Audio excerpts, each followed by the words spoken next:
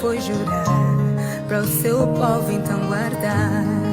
Achei a nova Angola num caráter de um jovem que aprendeu a respeitar quem com ele não pensar. Achei a nova Angola na união das 7 cores, que apesar das diferenças o arco-íris vai formar. Angola, a sua glória está na garra deste povo, no sorriso da criança que se vê com esperança. Oh, Angola, a sua força está na garra deste povo que dia e noite vela por ti.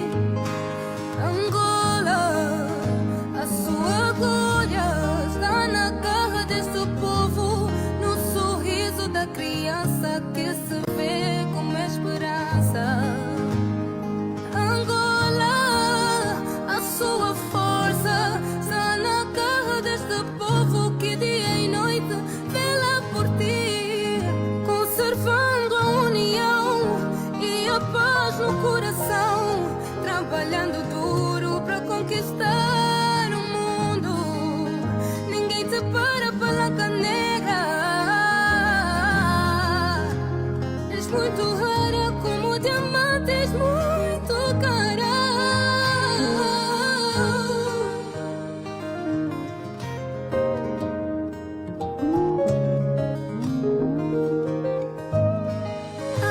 Achei a nova Angola do olhar de Viva, boa compaixão. tarde a todos, sejam todos muito bem-vindos à TV Complexo Wambo Kalunga 2. Já estamos, daqui a pouco estaremos no ar e hoje nós vamos falar sobre a importância do profissional de engenharia de construção civil e de eletricidade na sociedade face ao contexto atual.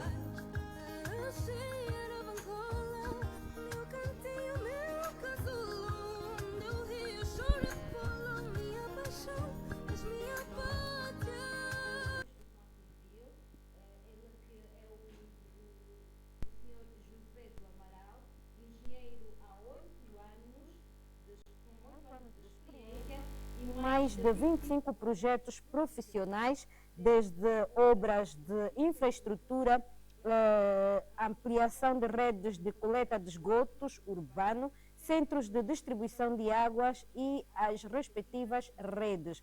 Também tem experiência em obras residuais, religiosas, comerciais, hospitalares, escolares e várias reformas. O senhor José do Amaral está inscrito na Ordem dos Engenheiros de Angola. Boa tarde, senhor José do Amaral. Boa tarde, Amélia.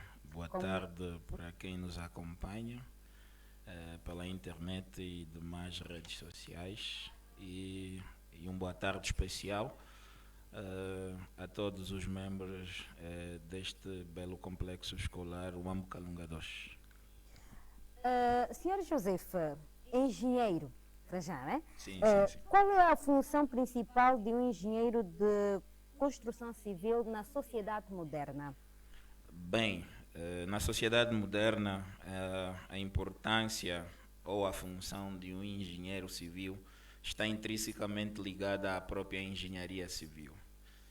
Nada mais é do que melhorar as condições das populações, transformar as comunidades, garantindo saúde, garantindo segurança, garantindo conforto. Portanto, estamos a falar de uma ciência que eu costumo dizer sempre, é de tudo e é de todos. É de tudo porque, academicamente, é um curso que está ligado a quase todas as ciências que existem. Sejam as matemáticas, sejam as físicas, até as de questões sociais, economia e etc. E é de todos por quê? Porque dentro do setor da construção civil, nós encontramos da mais alta qualificação ou habilitação literária possível até a mais baixa. Portanto, nós estamos a falar de um setor que garante empregabilidade tanto para quem tem uma formação acadêmica, quanto para quem tem uma formação técnico-profissional, como também quem não tem formação, digamos que assim, nenhuma. Portanto, é de todos, e é de tudo e é de todos. Como mais uma vez volto a frisar essa questão. Portanto, a função do engenheiro civil é de transformar as comunidades garantindo saúde, conforto, segurança. Tem uma grande influência na qualidade de vida do cidadão. De veras, de veras. Olha, repare que dentro daquilo que é a engenharia civil, a engenharia de construção civil, pronto, isso é só uma questão de nomenclatura. Dentro da engenharia de construção civil, nós temos aquilo que chamamos que se calhar seria o setor-chave de muitos países, que são as infraestruturas. E nós podíamos falar de infraestruturas sociais, comerciais, religiosas, hospitalares, escolares, ou dito em miúdo, estamos a falar de construções de escolas, estamos a falar de construções de hospitais, e etc, etc. Um exemplo muito simples, o impacto significativo dentro de um cidadão. Quando é construída uma ponte, reduz-se o tempo de viagem de uma localidade a outra. Isso dá conforto às populações, isso dá conforto às comunidades. Quando nós construirmos, por exemplo, um hospital de grande envergadura, com os seus devidos equipamentos e totalmente equipada, isso melhora e de que maneira a qualidade de vida das comunidades. E também temos o impacto econômico, né? Eu já falei aqui dentro daquilo que é o campo social, que é a questão da empregabilidade. Nós empregamos desde o mais alto nível acadêmico possível até o mais baixo nível. Portanto, é um dinheiro que vai ser injetado no mercado, é a economia a ser movimentada. E outras coisas mais, né? E já entrando propriamente no nosso tema, qual é a importância da colaboração entre o engenheiro de construção civil e de eletricidade em grandes projetos? Bem, primeiro temos aqui que fazer uma grande distinção, o que é a parte de construção civil e o que é a parte elétrica ou eletrotécnica. A parte de construção civil está ligada diretamente às estruturas e à arquitetura, por assim dizer, de um projeto. Mas nós sabemos que um projeto não é só estrutura, não é só chegar com betão, não é só chegar com as alvenarias e está feito o projeto. Sabemos que precisamos das redes de instalações. É ali onde entra principalmente o engenheiro eletrotécnico, que ele tem a ver com a parte toda eletrotécnica de um edifício. Vamos dar um exemplo muito simples. Aqui na nossa província estão a ser erguidos 2 hospitais, né, de grande envergadura, que é o Hospital Pediátrico e o Hospital Militar. Esse tipo de estruturas, ou de infraestruturas, melhor digo, requer altos níveis de segurança, comodidade, para que não haja nenhum erro, porque estamos a falar de edifícios que vão albergar sensivelmente no horário de pico aproximadamente 1000 pessoas. Portanto, todo o dimensionamento deve ser feito para esse ponto crítico. Se nós tivermos 1000 pessoas aqui e acontecer, por exemplo, um incêndio, né? Estamos aqui a supor, mas nós como engenheiros temos que pensar sempre no ponto crítico. Se acontecer alguma coisa, como é que nós vamos agir ou como é que a estrutura vai reagir? É ali onde entra o engenheiro eletrotécnico, que ele vai fazer o projeto elétrico. Eu acho que o meu colega está aqui, ele vai aprofundar melhor isso. Mas, de maneira resumida, é isso. Tem de haver uma linguagem, primeiramente, entre o projeto, que é a parte onde entram os arquitetos, os topógrafos. Depois vem o engenheiro civil, que vai conduzir toda a estrutura, né? Toda a estrutura, acabamento da estrutura e etc. E depois entra o engenheiro eletrotécnico, que vem garantir iluminação, vem garantir não só a iluminação, mas todo o sistema elétrico, por assim dizer, e o eletrotécnico, né? A parte técnica de eletrônica, estamos a dizer de eletrônica, para o projeto. Tem de haver uma comunicação, senão eu vou fazer de um jeito e quando vier um engenheiro eletrotécnico, ele fica meio perdido. Então deve haver uma comunicação. Já tem algumas obras, né, que às vezes não há contacto direito com o eletricista, né, com o eletricista, e tem tem às vezes de partir novamente a residência para poder fazer a canalização dos fios elétricos. Esta parte que faz parte da engenharia residencial, certo? É aconselhável para um profissional nesta área? Bom, não. Vamos aqui primeiro estabelecer aqui algumas regrinhas que eu costumo dizer. Para já, para construir é necessário e é importante que se tenha o acompanhamento de um profissional. É importante que se tenha um projeto e que se cumpra esse projeto à risca. Tendo um projeto e tendo um acompanhamento de um profissional, dificilmente vai haver os quebra-quebras. Dificilmente vai haver os quebra-quebras. Até porque não é aconselhável. Portanto, e estamos a falar de maneira mais simplista, né? Estamos a falar de construções residenciais, né? De pequeno porte e para particulares, certamente. O que acontece muitas das vezes é o poder financeiro. Pronto, se calhar contratar um profissional devidamente licenciado para exercer a profissão, contratar um arquiteto para fazer um projeto, contratar um engenheiro de construção civil para acompanhar a construção, contratar um engenheiro eletrotécnico para fazer todo o projeto de redes eletrotécnicas, se calhar fica um bocadinho caro. Isso nós entendemos. Face à realidade do nosso país, né? Mas que, digamos que isso, noutras realidades, isso está fora de questão. Até porque aqui deveria ser também assim, deveria ser fiscalizado pelas administrações que todas as obras devem ser acompanhadas por profissionais. Portanto, não se recomenda os quebra-quebras, nós chamamos assim, rasgar paredes, quebrar paredes para passar tubulação, tubagem, para passar fiação, essa toda coisa não é recomendável, porque você pode não só colocar em risco a tua própria família ou a população que vai viver naquela residência, como também você pode colocar em risco toda a rede, digamos assim, de um próprio bairro. Há relatos de que problemas com eletricidade já causaram incêndios em cidades. Há relatos de que problemas numa rede de águas de esgoto causou problemas numa comunidade. Então, devemos ter atenção a isso. E chamar a atenção também para a população em geral de que todo mundo é curioso e todo mundo acha que sabe fazer alguma coisa. Todo mundo é curioso, todo mundo acha que pode pegar num lápis, rabiscar no chão e o projeto está pronto. Se assim fosse, nós não teríamos profissionais. Se assim fosse, não haveria necessidade de formarmos engenheiros civis, arquitetos, engenheiros eletrotécnicos, engenheiros hidráulicos, engenheiros mecânicos. Não haveria, porque todo mundo intuitivamente sabe alguma coisa. Então, desaconselha-se de grande maneira que cada um faça os seus projetos assim, intuitivamente, a seu belo prazer.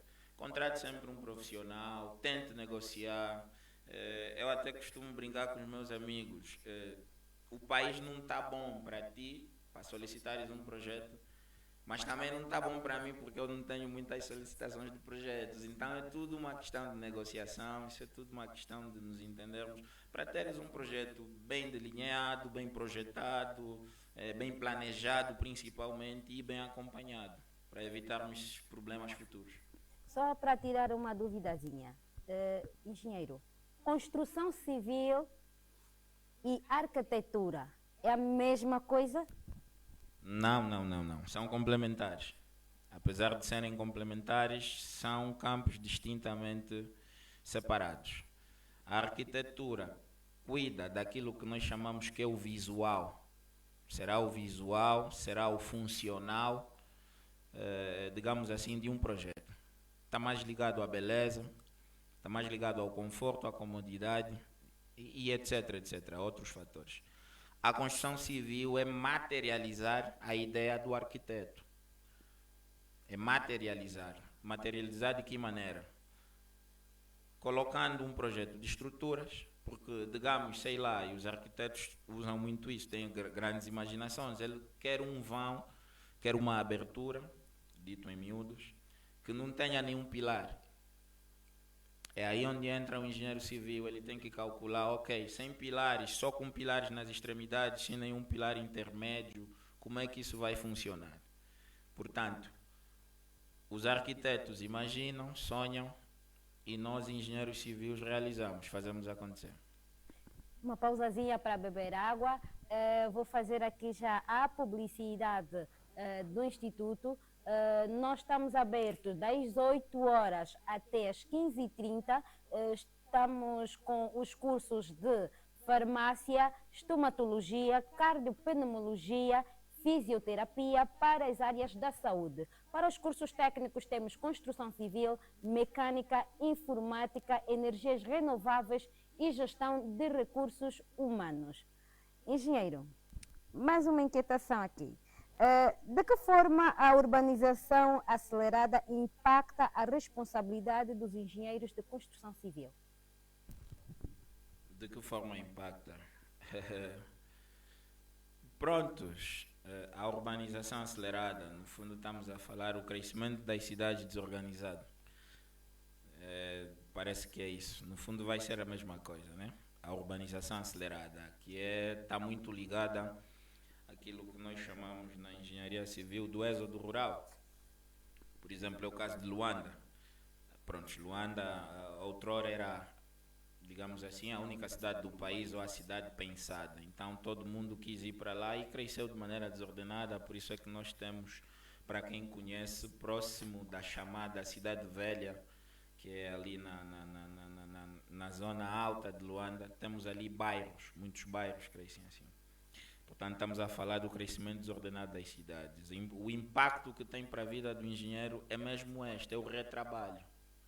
Vai ter que replanejar toda uma cidade, vai ter que criar novos focos para as populações viverem, novos focos habitacionais, que nós em Angola chamamos de centralidades, que no fundo é descentralizar, no fundo mesmo centralidade é isso, é descentralizar o grosso concentrado numa determinada cidade que cresceu de maneira exponencial e depois ficou sem condições habitacionais de vida. Estamos a falar de redes de água, estamos a falar de eletricidade, estamos a falar de redes de esgoto que fazem mal à saúde. E para desconcentrar essas populações desses centros urbanos, são criados as centralidades ou outros focos habitacionais, que é o caso. Em Angola particularmente nós estamos a usar as centralidades, que são no fundo moradias distantes do centro de cidade para que não haja enchentes, para diminuir os engarrafamentos, e concentra-se num outro ponto, numa outra localidade, uma cidade com alguma condição ou com algumas condições satisfatórias para as populações viverem. Portanto, o crescimento desordenado das populações tem mais impacto negativo nas próprias populações do que para o engenheiro civil.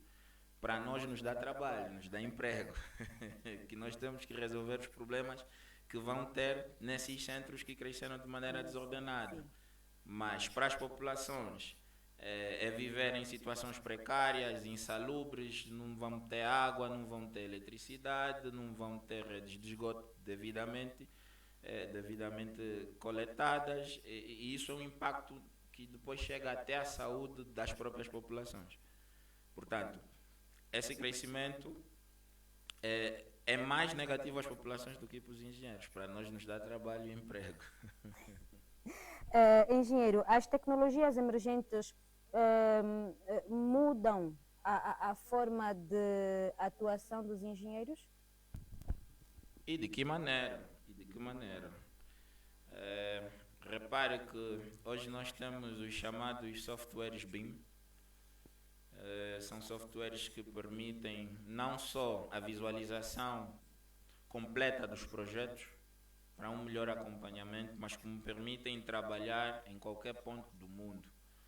Ou seja, eu posso estar a trabalhar aqui num projeto em Angola e ter o meu contacto do projeto na Áustria, por exemplo, na Itália, e todos a mexerem no mesmo projeto, a resolverem o mesmo problema.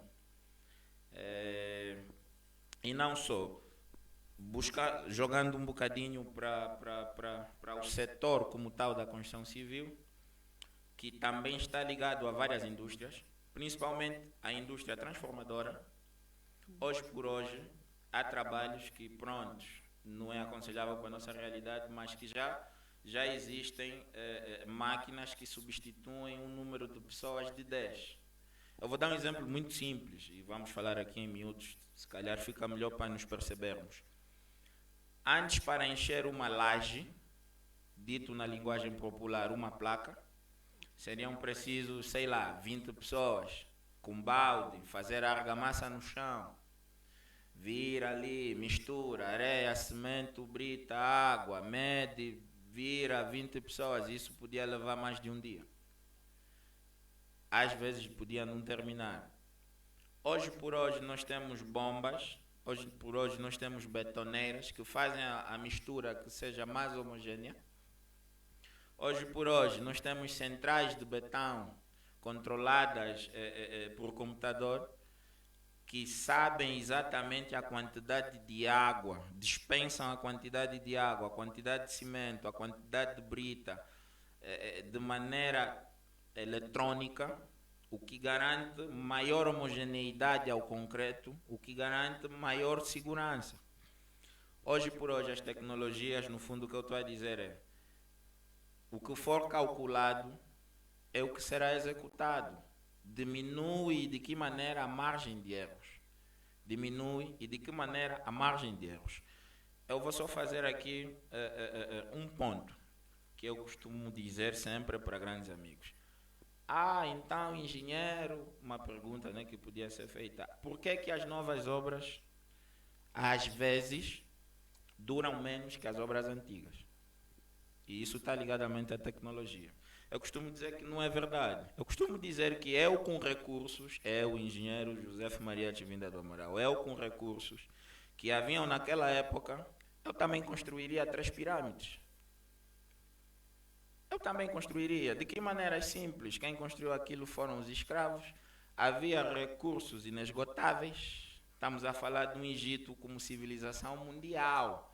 Estamos a falar de um Egito que tinha tudo disponível a seu favor, tinha recursos ilimitados, tinha mão de obra barata, que era mão de obra escrava, pagavam os trabalhadores com pão e água e faziam o que queriam. E pronto, detalhe, aquelas obras duravam mais de 50 anos, mais de 40 anos, algumas.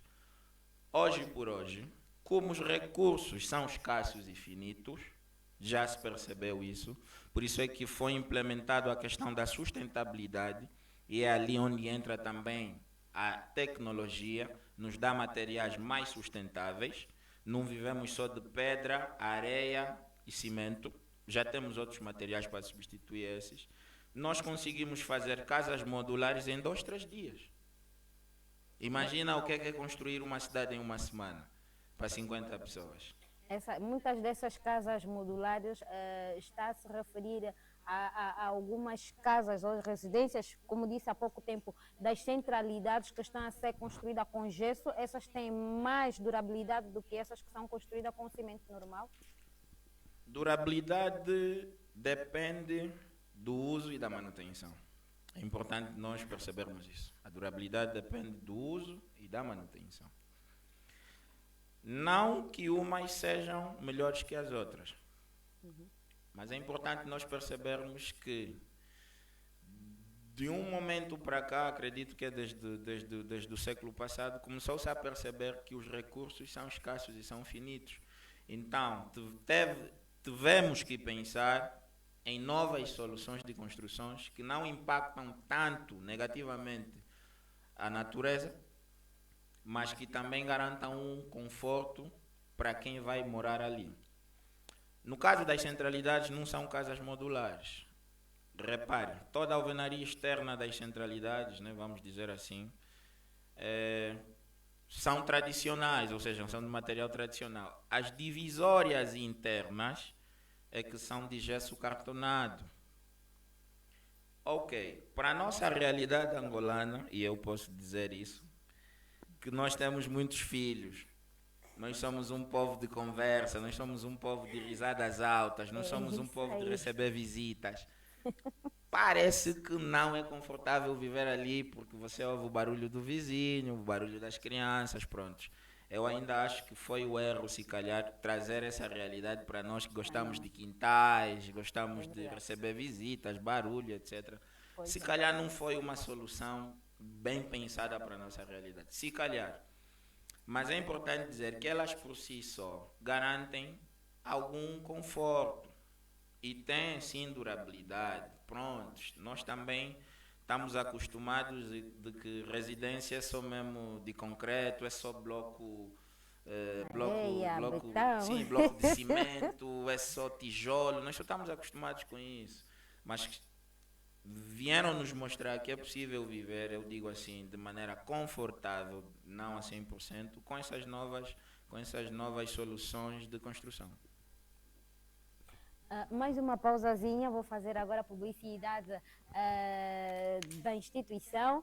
Nós estamos abertos das 8h30 até as 15h30. Temos os cursos de farmácia, cardiopneumologia, fisioterapia e estomatologia, isso para as áreas da saúde. Para os cursos técnicos temos energias renováveis, construção civil, mecânica, informática e gestão de recursos humanos. Também temos as nossas aulas extracurriculares de balé, natação, caligrafia, música, teatro e umbundo.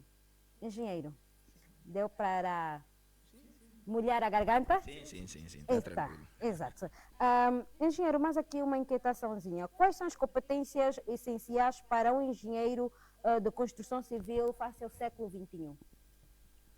Bom, para além da licenciatura, digamos assim, para além de uma formação superior tradicional, é importante que o engenheiro civil vá se adaptando principalmente às novas tecnologias. Eu vou focalizar aqui para os softwares de modelagem, softwares de design, softwares de planejamento, softwares de cálculos estruturais, porque hoje por hoje já não se faz muita coisa à mão. Hoje por hoje nós temos que dar passos, seguir os nossos passos à realidade de outras realidades, passa a redundância. Então, eu aconselho a todo profissional de construção civil que tenha saído agora da academia. Nós sabemos que a academia não dá tudo.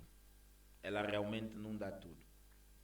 Procurem se profissionalizar, procurem se especializar em alguma coisa. Dentro da construção civil nós temos várias áreas.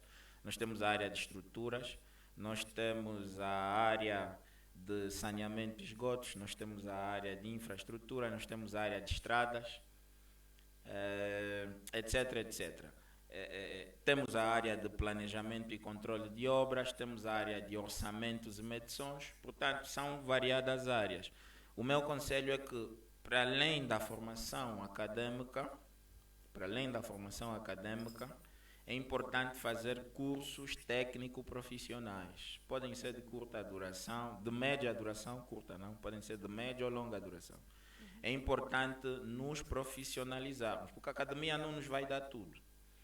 E, se possível, durante a formação acadêmica, procurar estágios. Dentro do setor de construção civil, a tua formação muitas das vezes parece que não vale nada.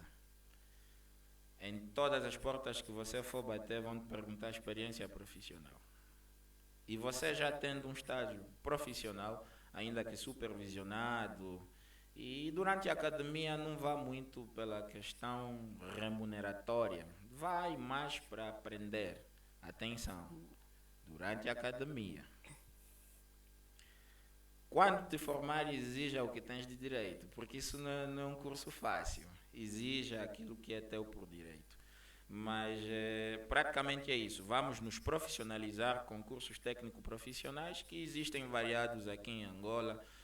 E graças a Deus, nós aqui temos em Angola agora muitos institutos e muitos centros formativos.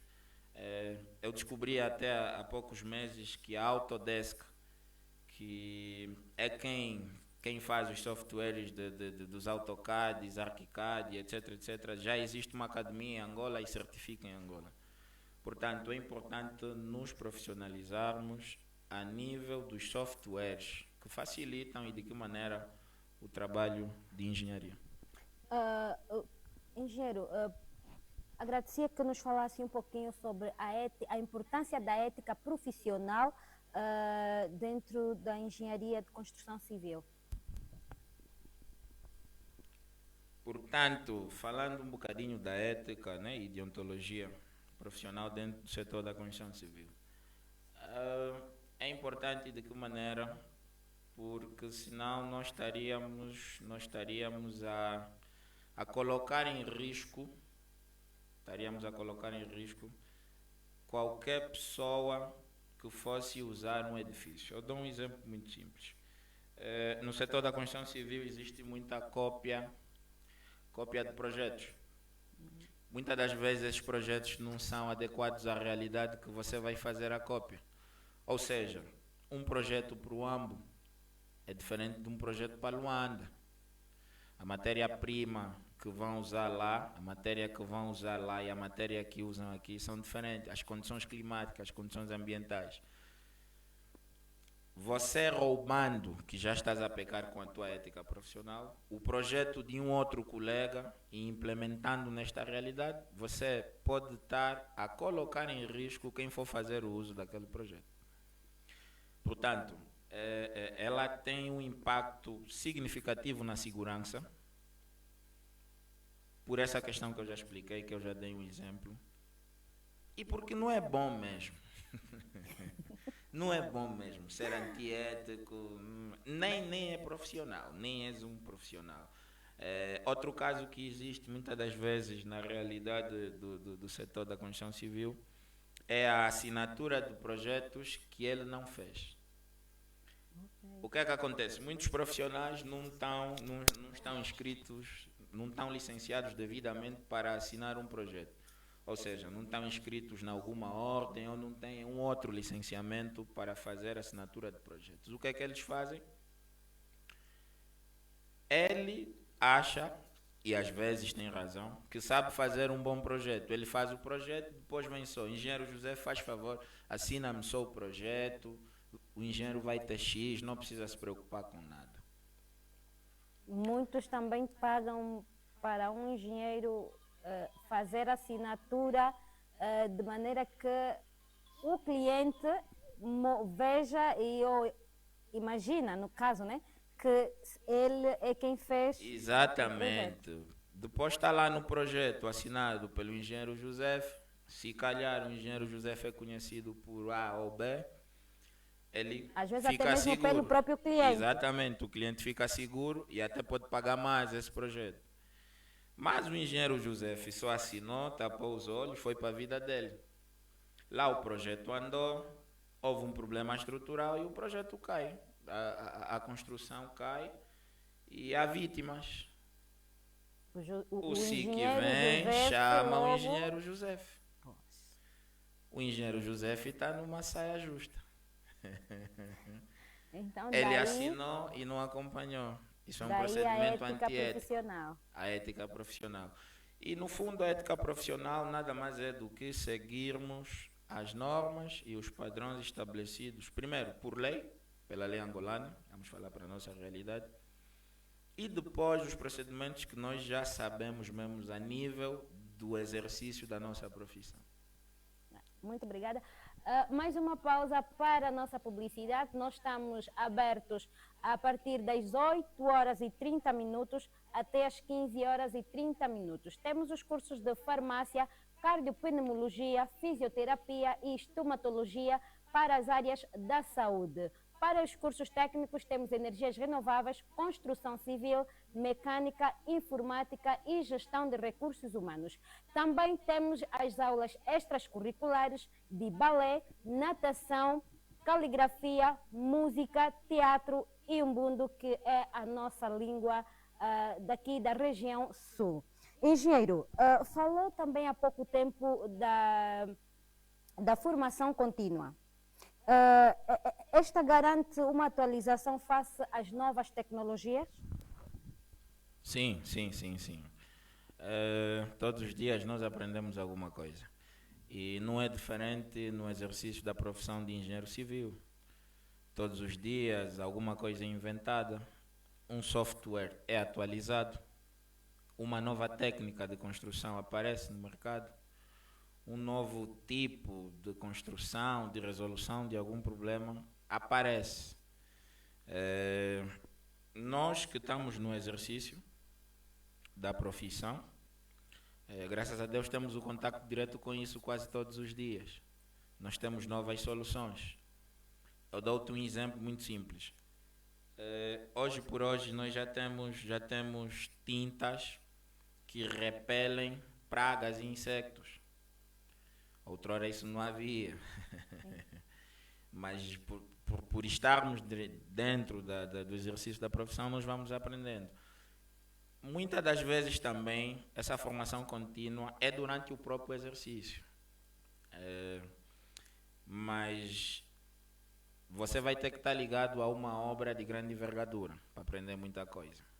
Eu costumo dizer assim. E nem todos têm essa sorte. O que é importante fazer quando você não está ligado numa obra de grande envergadura, que vais aprender novas tecnologias, novas soluções, novas técnicas construtivas? É a formação técnico-profissional, conforme nós falamos. Vai buscando, seja curioso, vai aprendendo, vai dando o seu jeito, porque engenharia é isso, é transformar e dar soluções. Vai buscando por ti mesmo novas soluções, vai pesquisando, faça a sua formação contínua. Mas para quem já está dentro do exercício da profissão, principalmente nas obras de grande envergadura, a formação dele é contínua todos os dias. Alguma coisa dentro do setor da construção civil aparece. Um cimento com uma cor que não é cinzenta, que nos acostumaram, aparece muita coisa. É por ali. Engenheiro, como é que os engenheiros podem contribuir para a sustentabilidade e para a redução do impacto ambiental nas obras? Com as novas soluções de construção, está provado por A mais B que o impacto do concreto ou do betão, como aqui em Angola usamos muito o português de Portugal, né? Eu peço desculpa por estar toda hora a falar concreto, é devido à formação. O impacto do uso do betão para o meio ambiente é muito agressivo, principalmente pelos desperdícios de obra. E é notório, tu passas por uma obra, você vê o desperdício como é grande do material. E esse é um material que demora a se decompor na natureza. Estamos a falar de materiais que podem durar mais de 100 anos. Estamos a falar de aço, estamos a falar de blocos de cimento, estamos a falar do próprio cimento e por aí fora. Como é que nós podemos contribuir para isso? Buscando novas soluções de construção, novas técnicas de construção. Um exemplo claro do que aconteceu em Angola, o que está acontecendo em Angola, nós já falamos que são as centralidades. As divisórias internas, em vez de serem feitas de blocos de cimento, foram feitas com gesso cartonado. O gesso cartonado é um material que tem menos agressividade ao meio ambiente. Vamos fazer aqui uma análise do processo até chegar ao cimento. O cimento, que é uma mistura de clinker e outros aglomerados, são colocados em fornalhas que lançam fumaças a mais de não sei quantos metros, não me lembro bem agora. Só o processo da fabricação do cimento já agride de que maneira o meio ambiente. Depois nós vemos o gasto de água necessário para fazer um betão. Depois nós vamos falar da brita. Um exemplo muito simples para quem conhece essa realidade. Daqui para cá, lá uma montanha que quase desapareceu porque virou pedreira. Ela totalmente foi para baixo? Foi para baixo. A montanha virou brita para alguma obra. Isso é um impacto negativo ao meio ambiente. Portanto, nós devemos buscar novas soluções de construção. E a questão da sustentabilidade, atualmente, em todas as obras de grande envergadura, é obrigatório que exista um projeto ambiental, um projeto de redução de impacto ambiental. Outra forma que os engenheiros têm de reduzir o impacto ambiental está ligado a outro campo da engenharia de construção civil, que é a questão do saneamento, a questão dos resíduos, das águas residuais, aquilo que popularmente muita gente diz de águas negras e etc.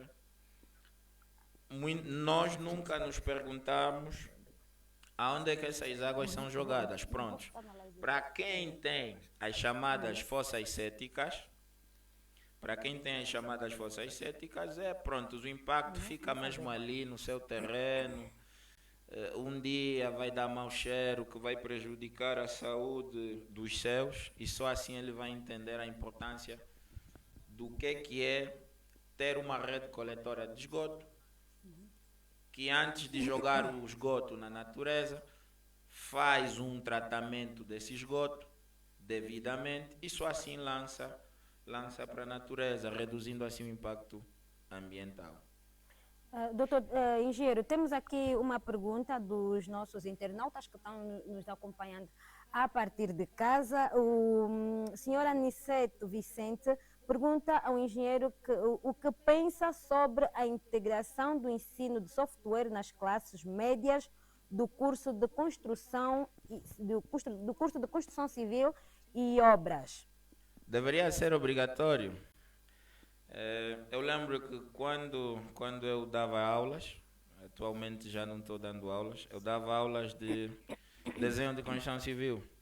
E a primeira coisa que eu disse aos meus estudantes é: esqueçam escalímetros, esqueçam papel, esqueçam régua, esqueçam lápis. Nós não vamos desenhar nada. Nós vamos aprender a ler projetos e, se possível, se a instituição naquele momento criasse as condições necessárias para termos uma sala devidamente equipada, com os softwares todos instalados, todos os softwares de design, estamos a falar do AutoCAD, que é o mais básico, já é possível tê-lo a bom preço ou a quase nenhum. Os engenheiros de informática sabem como fazer.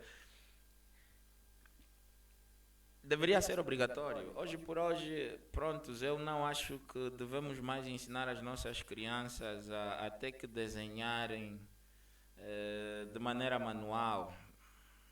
Atualmente a tecnologia diz-nos que é software. Portanto, as instituições devem criar condições, salas de desenho, devidamente equipadas com computadores e softwares de design. Isso deveria ser obrigatório. Eu acho que o Ministério da Educação deveria exigir isso antes de certificar uma instituição, né? Se calhar estou aí longe demais, mas é o que eu acho. Uma instituição, no caso, que tenha o curso de construção civil. Que tenha o curso de construção civil, exatamente. E para o curso de arquitetura, aí sim, eu acho que, como arquiteto não trabalha só nos computadores, ele tem as suas ideias e precisa fazer esboços, precisa fazer rabiscos num papel, num guardanapo, quando eles têm as suas ideias, os seus devaneios, aí sim poderíamos exigir que fossem ter salas de desenho que não fossem só de softwares. Mas a minha visão, trazendo para o campo da engenharia de construção civil, os softwares deveriam ser ensinados nas escolas. Acredita que nem no ensino superior aprendi. Pronto, eu aprendi um bocado, não na sua totalidade. Mas eu já tive essa sorte de ter a disciplina de desenho de construção civil num software, que foi o AutoCAD. O que facilitou a minha vida e de que maneira? Estaríamos a dar pulo, o chamado pulo do gato, alto, um pulo alto.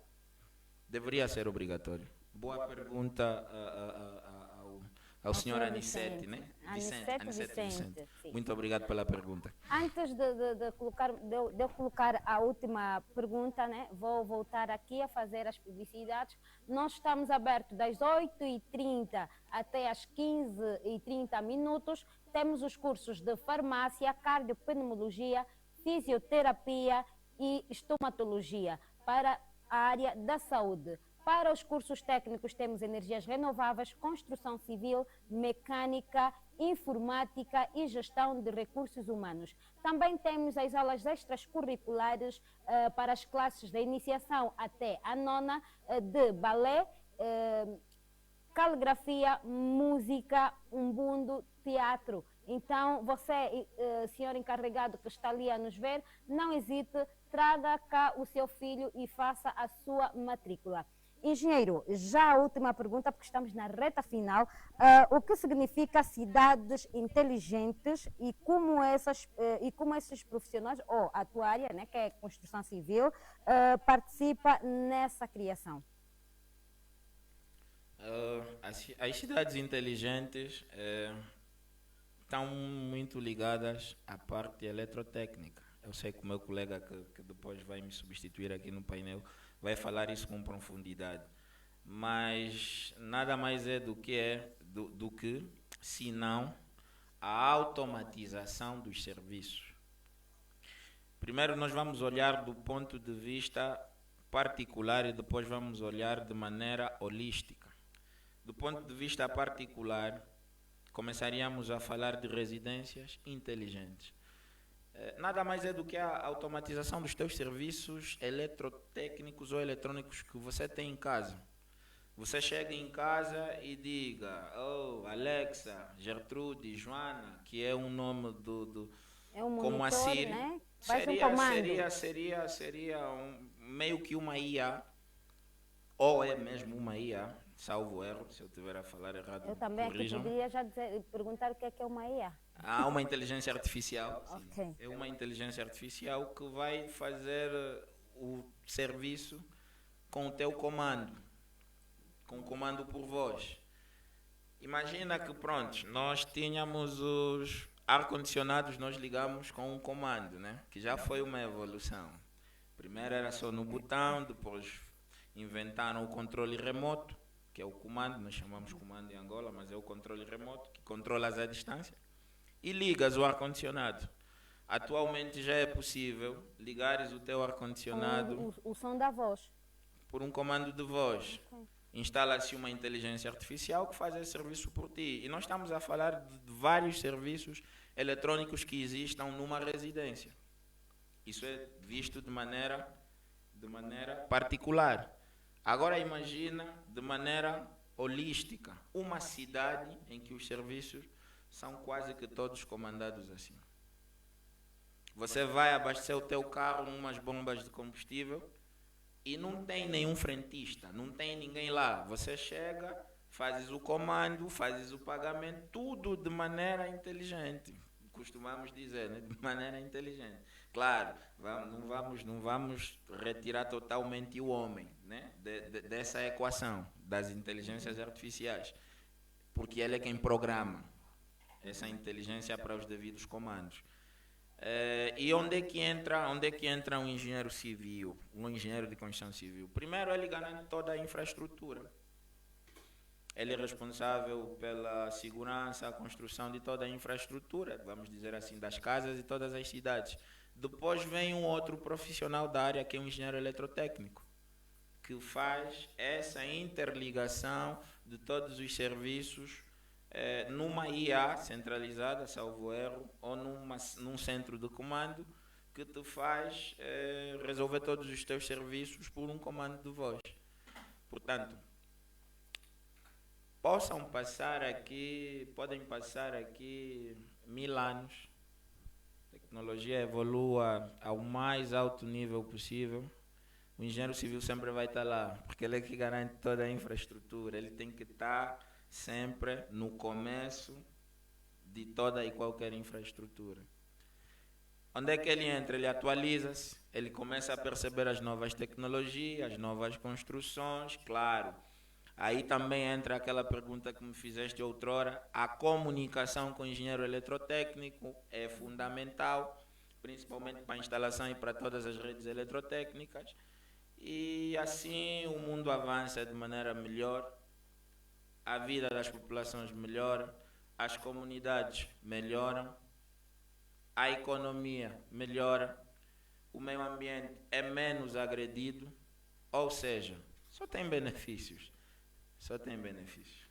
Muito obrigada por aqui estar a nos brindar com os teus conhecimentos.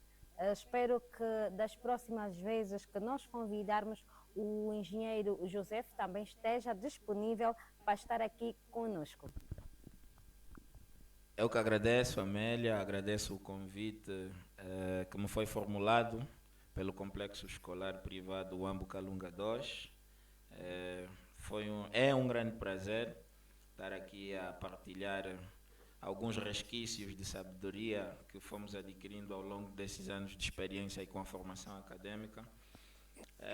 Dizer que eu faço parte do começo deste complexo, eu dei aulas aqui, portanto sinto-me em casa e sempre que tiver a oportunidade e for oportuno, eu estarei sempre aqui para partilhar o bocado que sabemos. Muito obrigada. Daqui a pouco Receber o engenheiro Félix Afonso, que é engenheiro eletrotécnico, com mais de 10 anos de experiência, também é membro da Ordem dos Engenheiros de Angola, e está afeto ao Ministério da Energia e Águas, no Departamento de Fiscalização e Exploração de exploração. Ficamos por ali. Engenheiro tem já aqui cerca de 60 projetos na qual participou. Certo. Na verdade, boa tarde, Amélia Francisco. Boa tarde, caros espectadores. Boa tarde ao colégio ou complexo escolar privado Wambo Kalunga 2. Muito obrigado pelo convite. É um prazer estar aqui para poder compartilhar conhecimento com vocês. engenheiro, qual é o papel central do eletricista no desenvolvimento do país? Uma vez que estamos a falar sobre o impacto deste profissional na sociedade face ao contexto atual. Certo. O impacto de um eletricista ou de um engenheiro elétrico ou eletrotécnico na sociedade é de grande relevância, porque sem a eletricidade não há movimento na economia, não há movimento na sociedade em si. Todos os outros serviços ou todos os serviços precisam de eletricidade. Nós estamos aqui nesse podcast, nós precisamos de eletricidade. Sem eletricidade isso não estaria acontecendo ou não teria transmissão para as redes sociais, na qual está ligado o podcast. Então é muito importante a eletricidade, porque todas as outras cidades que nós vimos desenvolvidas, a China, o Japão, os Estados Unidos, eles têm uma boa produção a nível de eletricidade. Então é muito fundamental e é importante que o país forme e dá iniciativa para que as pessoas possam seguir este curso ou entrar na dinâmica da eletricidade, porque é importante a eletricidade. Sem eletricidade não há movimento dos transportes, não há movimento, nós nem conseguimos se alimentar, porque a maioria dos produtos agrícolas realmente precisam de abastecimento de água, e essa água, ao invés para ser transportada do rio até onde está a ser plantado, é necessário bombeamento de água, e esse bombeamento é feito através da eletricidade. Tem que ter aí um gerador, tem que ter aí uma montagem de painel fotovoltaico, tem que ter uma rede elétrica, que vem de uma subestação. Então é muito fundamental e é importante, porque é com a eletricidade que as cidades avançam, que há crescimento e há desenvolvimento sustentável. Sem isso, nós ficamos para trás. Angola, nesse caso, fica para trás. Tem muitos desafios nesta área. Quais são os desafios que o profissional ou o engenheiro eletrotécnico tem enfrentado no mercado de trabalho? Os desafios são vários, né? Um engenheiro eletrotécnico ele tem um desafio praticamente de responsabilidade, porque ele projeta. Primeira coisa, é necessário projetar, né? Projetar o projeto, ou se ele projetar uma central elétrica, é necessário atender, né, as demandas que a sociedade demanda, ou que a sociedade pede. Então é um grande desafio um engenheiro elétrico enfrentar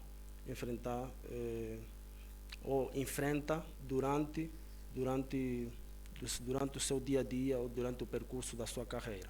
Então é muito desafio, porque nós vimos que todas as sociedades, para desenvolver-se, precisam de eletricidade. Então o desafio é maior, né, e a demanda também é maior. A escassez e a má qualidade da mão de obra afeta os resultados das obras e projetos elétricos? Certo. Esse é um problema que nós temos no país. Geralmente,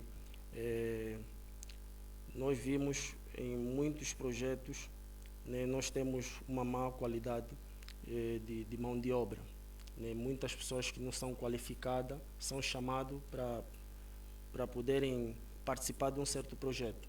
Então isso acaba afetando o projeto em si. É necessário ter técnicos qualificados para que os projetos avancem. É necessário pessoas com conhecimento, né, profissionais. Por isso é que muitas das empresas entrevistam os técnicos, e é necessário ver também a qualidade desse mesmo técnico para que possa dar o seu parecer ou dar o seu contributo no desenvolvimento do trabalho. As crises econômicas e as mudanças climáticas influenciam o trabalho do engenheiro eletrônico, certo? Eletrotécnico. Sim, influencia bastante, porque imagina, se nós estivermos perante a uma construção de uma linha e durante esse percurso, né, houver mudanças climáticas como chuvas e tudo, nós não vamos conseguir estender a linha, né, vai ter totalmente uma paragem. Então, por isso é que atualmente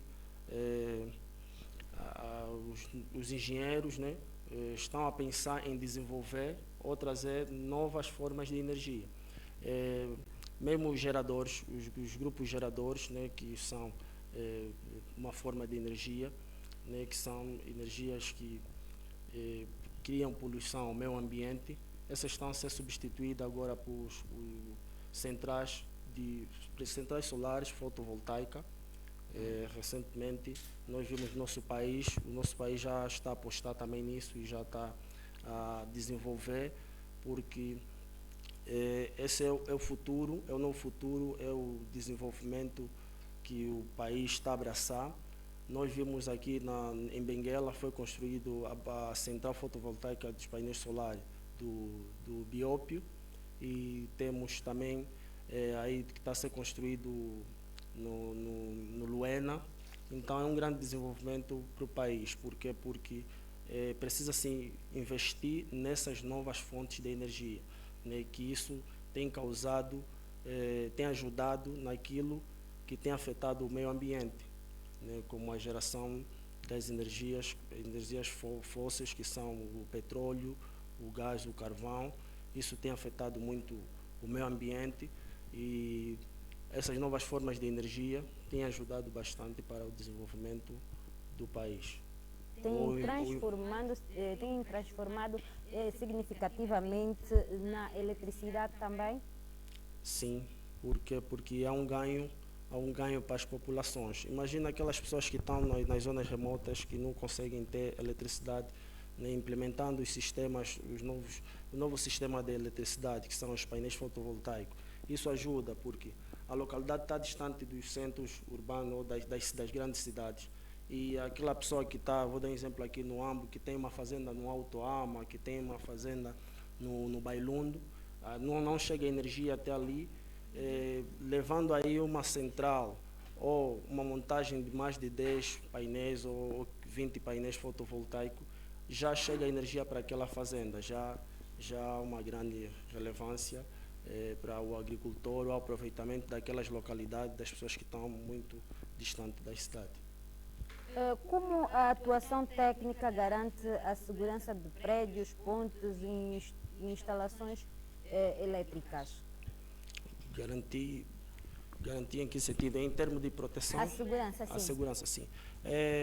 A eletricidade, certo? É a eletricidade, queria dizer. Sim, a eletricidade garante a segurança nas cidades, nos edifícios, nas infraestruturas, porque a eletricidade é uma ciência bem desenvolvida e nós temos as proteções. Olha, se a eletricidade não for bem dimensionada ou bem calculada, isso pode causar incêndio. Conforme o meu colega explicou, já ouvimos cidades que queimaram, ou bairros, ou usinas elétricas, ou centrais elétricas que queimaram porque não tinham uma devida proteção, ou casas, residências também que queimaram. Então, isso é um processo, a partir da produção de energia, nós vimos que temos aí um gerador, né? Estamos a falar da nossa matriz em Angola, que é uma matriz hidroelétrica, temos mais barragens, né? A nossa energia depende mais da energia que vem da água dos rios, e isso é bem dimensionado a partir da fonte de produção. Nós temos as proteções, né? E depois temos o processo de transmissão de energia, que é feito com os cabos de alumínio e aço, praticamente todos bem dimensionados, até chegar à zona de distribuição, que é a zona de transformadores. Esses transformadores também têm proteção contra descargas atmosféricas, proteção contra qualquer impacto ambiental, e isso ajuda praticamente para que haja segurança a qualquer infraestrutura, porque depois do transformador nós também temos as proteções elétricas, que são os grupos de fusível, as residências nós vamos ter já os disjuntores, isso protege toda a edificação. Então não se faz um projeto sem ter em conta o dimensionamento, que ajuda a dar segurança nas infraestruturas, porque se não for bem dimensionado, isso causa um impacto ao meio ambiente, à sociedade, às pessoas. Então é um total perigo. É necessário segurança, e a segurança é dada pelo conhecimento de um engenheiro, pessoa que entende da matéria, que vai fazer totalmente com que as coisas estejam seguras durante o processo, que é o processo daquilo que é o trabalho que é feito. O trabalho técnico, Certo. no caso. Engenheiro, quais são os riscos quando não há eletricistas qualificados envolvidos num projeto? Os riscos são acidentes, né? Além dos acidentes, podemos ter os grandes impactos, que é as queimas dos eletrodomésticos. Isso pode afetar também a concessionária, que é a parte da empresa que faz a alimentação da eletricidade à residência. Então, é necessário, primeiro, que as pessoas, né, aqui em Angola tem muito hábito, uma pessoa fez um curso, nem tem muita prática, às vezes é chamado para fazer uma instalação. Então, a pessoa que vai fazer a instalação, ou o proprietário, tem que ter certeza que esse técnico é qualificado. Porque se deixar ele fazer a instalação, isso praticamente pode causar um incêndio, né? Porque as proteções são importantes, durante o percurso do trabalho. É necessário conhecimento dos equipamentos, né, para que não haja esse incêndio ou disparos ou disseccionamento dos disjuntores.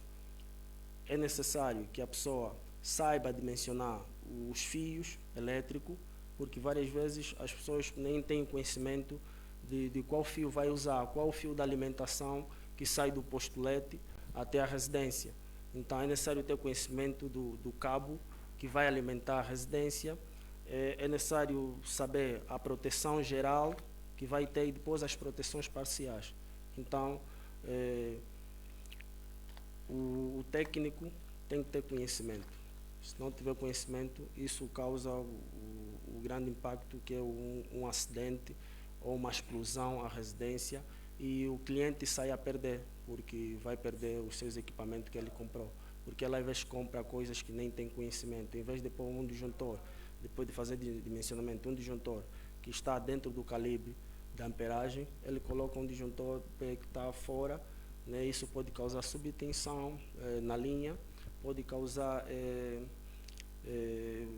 um grande impacto, que é o acidente, né, do manejamento das coisas, subcarregar a linha das tomadas. Então é muito importante que as pessoas tenham noção das coisas e que o cliente também perceba antes, ou investigue sobre a pessoa que vai executar o trabalho. Engenheiro, aí uma pergunta bem rápida: o que é subtensão? Subtensão é aumento de tensão na linha, né? Tensão elétrica é a diferença de potencial entre dois pontos. Quando estamos a falar subtensão, um exemplo, a nossa tensão em Angola é 220 volts. Estamos em 220 volts para sistema monofásico, a tensão que chega nas nossas tomadas. Se houver uma falha, um mau manejamento na linha, isso pode causar uma subtensão, a tensão vai subir. E se o nosso dispositivo em casa, né, que protege aquela linha da tomada, segundo o exemplo que estou a dar, isso faz com que o disjuntor dispara, né, e há proteção. Mas se não houver, isso eleva a tensão. Causa incêndio? Não, pode causar, primeiro, vai deteriorar o material, depois, se estiver perto de materiais inflamáveis, aquilo pega fogo e pode causar incêndio. Então, essa tensão é 220, pode subir até 230, né? Ainda alguns equipamentos recebem 230, pode subir até 240, 270, e sendo ele monofásico que só recebe 220 ou 230, isso pode queimar o equipamento e causar incêndio se não tiver a proteção bem feita. Eu estou a falar dos disjuntores, se não tiver dentro dos calibres de proteção, aquilo pode causar um grande impacto à residência. Uma pausazinha para você aí de casa beber uma água assim rapidinho, e eu vou passar aqui a publicidade sobre os serviços do nosso colégio. Nós temos os cursos de cardiopneumologia, farmácia, fisioterapia e estomatologia para a área da saúde. Para os cursos técnicos temos energias renováveis, construção civil, mecânica, informática e gestão de recursos humanos.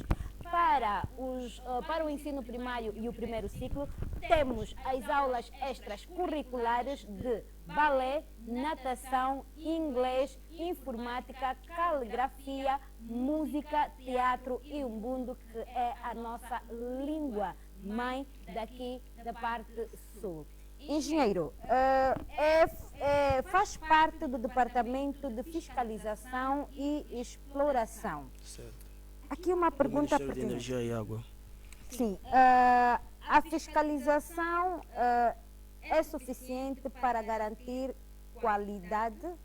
Sim, é suficiente para garantir qualidade.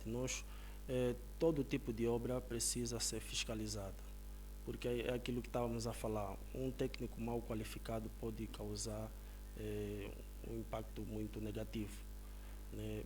Tanto aos equipamentos, tanto impacto econômico a quem está a investir ao projeto. Então, é necessário que haja fiscal, pessoas que dominam o assunto e fiscalizam. Quer dizer, um engenheiro eletrotécnico tem que fiscalizar o outro engenheiro eletrotécnico. para garantir a segurança da obra. Porque se não ser fiscalizado, eu sou sujeito a cometer erro. E se eu errar no projeto, né, ninguém vê, aquilo passa e depois pode até durar anos. O meu erro está aí, mas depois vai ter um tempo que já não vai aguentar, aquilo vai vir à tona, né, pode causar um grande impacto negativo. Então é necessário que as pessoas estejam qualificadas em primeiro, né, e tem que ter fiscal, pessoas rigorosas, pessoas que entendem da matéria e que vão fiscalizar aquele determinado trabalho. Nós, no Ministério da Energia e Água, todas as residências que estão a ser construídas, chega a uma dada altura, né, entrou o engenheiro civil, conforme o meu colega explicava, né, ou entrou primeiro o arquiteto, fez o projeto, vai entrar o engenheiro civil, depois vai entrar os engenheiros das especialidades, eletrotécnico, hidráulico, outras especialidades como detenção de incêndio, combate de incêndio, se for necessário, se for uma residência ou uma indústria ou fábrica, o processo é o mesmo. E aí é necessário que eles vão precisar de energia quando chegam na fase da instalação de energia para ser alimentado a infraestrutura.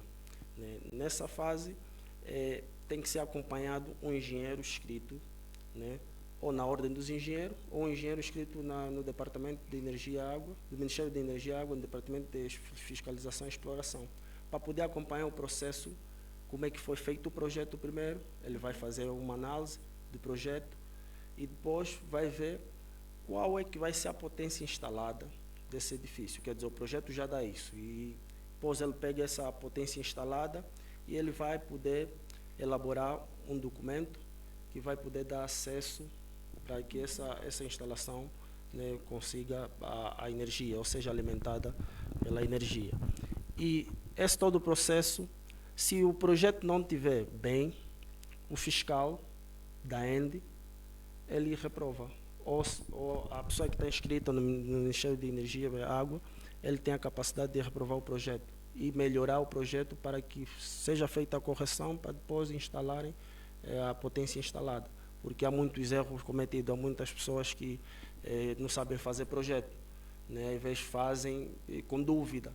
E isso, às vezes, é isso que estávamos a dizer, uma casa mal instalada causa acidente. Logo até que ligam, aquilo pode causar um curto-circuito na linha. Então, é necessário que as pessoas tenham conhecimento ao fazer as coisas. Então, e é muito importante nós, né, ter sempre alguém que faça a reparação do nosso projeto, para que haja a confiabilidade das coisas e para que as coisas funcionem adequadamente.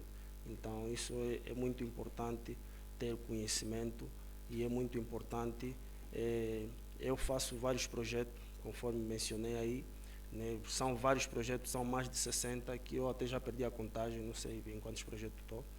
Falo em projeto porque domino a ferramenta de projeto AutoCAD. Eu tive muitos colegas, até hoje, estão com dificuldade porque isso nós não aprendemos na escola, aqui na Universidade de Angola, é uma dificuldade que tem. É necessário que o governo ou o Ministério do Ensino Superior implementa pelo menos uma cadeira que tem a ver com AutoCAD ou as ferramentas que tem a ver com desenho que possa facilitar os engenheiros. Por que eu digo isso? Porque já tive muitas consultas de pessoas que não dominam a ferramenta. Eles são engenheiros, conseguem projetar no papel, mas na ferramenta não tem conhecimento. Então, Dali, o que disse há bem pouco tempo o seu colega, a formação contínua. certo, nós estamos em formação contínua, nós não podemos parar de estudar, porque vem as tecnologias, e se você ficar parado, fica mesmo parado no tempo.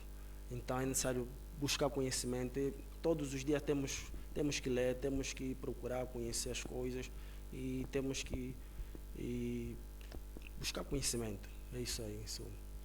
Mais uma pausa para a publicidade. Nós estamos abertos das 8h30 até as 15h30. Cá no Uambo Kalunga 2, porque também tem o Uambo Kalunga 1, né, que é o Uambo Kalunga 4P no município da Cala. Nós temos os cursos na área da saúde, de farmácia, cardiopneumologia, estomatologia e fisioterapia. Para os cursos técnicos temos engenharia de construção civil, mecânica, energias renováveis, informática e gestão de recursos humanos. Também temos aqui aulas extracurriculares, da iniciação até a 9ª classe, de balé, natação, inglês, informática, caligrafia, música, teatro e umbundo. Engenheiro, falamos aqui da formação contínua. É essencial, né, para o engenheiro eletrotécnico atendendo à demanda atual? Sim, é necessário e é importante buscar sempre o conhecimento. Por quê? Porque a tecnologia está cada vez mais a avançar. Então, se o engenheiro eletrotécnico não buscar conhecimento, vai ficar mesmo parado. Vai ficar parado. Então, é preciso ler, é preciso conhecer, é preciso ver o que está a ser implementado nos países desenvolvidos. É preciso isso porque tarde ou cedo vai acabar chegando aqui. Ou se a pessoa viajar para o exterior, vai precisar dessas novas tecnologias que vêm, que estão a ser implementadas a eletricidade. O meu colega aqui estava a falar das IEA e agora já as casas são inteligentes, as cidades são inteligentes, então essa busca contínua é necessária. E é necessário também que o ensino superior, né, dentro daquilo que são as cadeiras, tanto do ensino base ao ensino médio, tem que ser atualizada, né? O contexto totalmente mudou, né? Nós estudamos, estava a começar essa era e agora a era continua e está mais desenvolvida, então é preciso que nós buscamos conhecimento todos os dias. Ainda falando das EA, que são as inteligências artificiais, né? Como é que será o papel do profissional de ou seja, do engenheiro eletrotécnico, né, daqui a 20 anos face às cidades inteligentes? O papel do engenheiro eletrotécnico vai ser sempre de projetar, porque é necessário projetar. Primeiro, ter conhecimento. Depois de ter conhecimento, de ser tudo comandado por vós, tem que se projetar. Tem que se projetar. Como é que as coisas não se fazem do nada, né? Então a pessoa tem que ter conhecimento, depois do conhecimento projetar e executar, né? E tem que ser executada, bem estruturada, e face a isso as coisas vão funcionar. Então é muito importante que nós, né, continuamos a buscar conhecimento, né? Isso dá uma grande relevância e isso ajuda com que a sociedade desenvolva mais, com que as coisas cresçam e o profissional eletrotécnico não fica parado, porque o mundo agora é um mundo de tecnologia, é um mundo que pensa no futuro. Então nós estamos abertos a ir buscar conhecimento, estamos abertos a procurar, né, novos desafios. E esses novos desafios nos ajudam, como eletrotécnico, a avançar e a crescer, a formar, a desenvolver coisas, né, porque não dependemos só do exterior, nós também aqui temos pessoas que pensam, às vezes o círculo fica fechado, mas há muita gente que pensa. Eu estou a tentar projetar, tenho uns bons projetos que recentemente vou tentar mostrar para as pessoas e eu creio que vai ajudar muito a nossa sociedade. Falando dentro daquilo que é a energia renovável, os painéis solares, tenho bons projetos em carteira, ainda está a ser desenvolvido, todos os dias estou sempre a ler, e dentro também daquilo que é as inteligência artificial, também estou a pensar em começar a implementar e ajudar muitas pessoas, porque há pessoas que precisam disso, tipo casas que só têm idosos, né? Não consegue se levantar para poder desligar um interruptor. Ele precisa dessa tecnologia, né? Conforme meu colega aqui já realçou há pouco, Alexa, acende a luz. E aí está tudo comandado, Está tudo comandado e tudo e acende. Então, quem fez isso? É um eletricista, né, com conhecimento, ou o engenheiro eletrotécnico que projetou esse projeto. Então, é necessário que não paramos de estudar e que as pessoas busquem conhecimento. Mais uma pausa para a publicidade. Nós estamos localizados no Largo do Pica-Pau, Cidade Alta, e também estamos localizados no município da Cala. Temos os cursos de farmácia, cardiopneumologia, fisioterapia e estomatologia. Isso para áreas da saúde. Para os cursos técnicos temos energias renováveis, construção civil, mecânica, informática e gestão de recursos humanos. Também temos as aulas extras curriculares de balé, natação, inglês, informática, caligrafia, música, teatro e umbundo. Engenheiro, tenho aqui uma pergunta de um internauta, que é o senhor Adolfo Júlio Prata. Ele diz que a fiscalização em Angola e no AMBO, né, há, na verdade, né, a informação na área também está lá. Mas, né, ele quer saber por que não há melhoramento no investimento em Angola para a área de engenharia eletrotécnica. Investimento, isso existe investimento, né? Quando estamos a falar de investimento, as pessoas estão cada vez mais a se capacitar, mas isso é uma pergunta que é voltada mais para o nosso ministério, né? Porque as coisas aqui em Angola ainda estão muito fechadas. Né, eu luto muito às vezes com a ordem dos engenheiros, por muitas questões que ainda é um desafio que nós precisamos ultrapassar isso.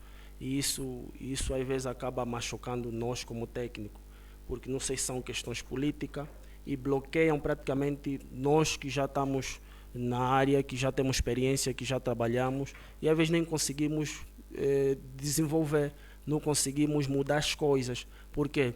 Há muita burocracia, há muito aquela demicha, tipo, as pessoas são pagas e a fiscalização às vezes não se faz sentir, né? E também outra coisa, isso parte primeiro de nós, né, que temos que sempre estar a ver as pessoas que estão em cima, as pessoas que, quando estou a dizer as pessoas que estão em cima, estou a falar das pessoas que estão nessas áreas, como dentro do Ministério de Energia e Água, são os sítios onde eu estou inscrito, aí onde eu estou a carteira profissional, e dentro daquilo que é a ordem dos engenheiros, né? As pessoas que estão em cima, ou os que são os nossos líderes nessas como é que eu posso dizer, dentro desse ministério, ou dentro dessas ordens, eles praticamente às vezes cruzam os braços. Então nós precisamos sempre ter um diálogo, e nós precisamos mudar o paradigma. De que forma? Incentivar com que haja essa fiscalização e haja essa motivação. Muitas das vezes, às vezes os técnicos, dentro daquilo que é o Ministério da Energia e Água, todo gerador dentro de uma instalação, quando é feito a instalação de um gerador, tem que ser acompanhado por alguém, uma fiscalização que faz parte da ENDE, né? Viver como é que aquilo foi feito, o aterramento, como é que foi constituído todo aquele processo, o projeto como é que foi feito, o dimensionamento se bate com aquilo que é o consumo, né, com a demanda que pede, e depois daí ele tem que dar aprovação. E muitas das vezes aqui não acontece, alguém projeta e ninguém fiscaliza.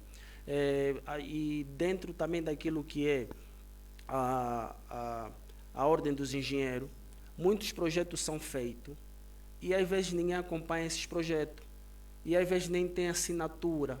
Quem fez esses projetos? São às vezes um eletricista que fez, porque domina um pouco o AutoCAD, e ele faz o projeto e ninguém acompanha. Muitas casas são erguidas, muitas edificações são feitas sem acompanhamento. Por quê? Porque a lei ainda não acompanha isso. O nosso governo ainda não meteu mão bem nisso, porque tem o fator micha. As pessoas são pagas, as pessoas quando são pagas já não voltam lá para fiscalizar, fazem mal as coisas. Por isso é que estamos onde nós estamos, né? E precisamos desenvolver. Precisamos, nós que estamos inscritos, começar a incentivar isso para ver se isso muda de paradigma. Energias renováveis é um dos cursos que faz parte cá na instituição Uambo Kalunga 2. Engenheiro, quero que me responda, qual é o papel do engenheiro eletrotécnico face à transição para as energias renováveis? Olá, é muito fundamental, porque é mesmo uma energia renovável, né? Nós só precisamos do sol e os painéis solares, né, para fazer aquela conversão de energias. Energia é uma energia natural, é uma energia que vem do sol, né, a partir dos painéis solares são convertidos. Eu gosto muito dessa área, porque é uma área que eu até, na época, tive que fazer um projeto, né, quando eu fiz a minha defesa, foi com relação aos painéis solares, né, a energia fotovoltaica. Então, as pessoas, dentro daquilo que é a eletricidade, tem sim um grande impacto, e porque é a área do futuro, está a começar aqui em Angola. Já temos quatro centrais duas centrais em operação. A do Biópio, que está com 188 megawatts de geração de produção de energia. Isso é muito bom e já está já gerou emprego, porque foi inaugurado em julho.